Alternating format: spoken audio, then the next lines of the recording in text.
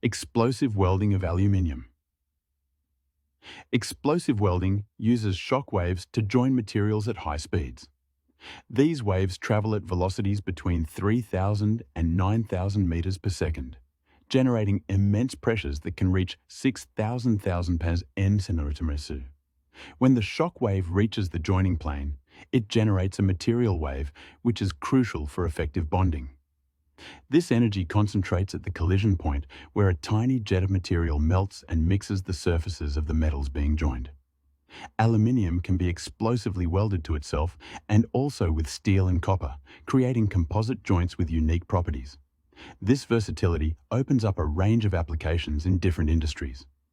The macrostructure of explosively welded joints reveals distinct wave patterns formed by the detonation forces.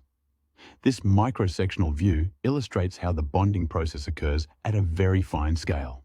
Innovative techniques like multiple explosive welding allow the connection of various materials with differing thicknesses. This method extends the possibilities for bonding materials that traditional welding techniques cannot achieve. Thanks for watching.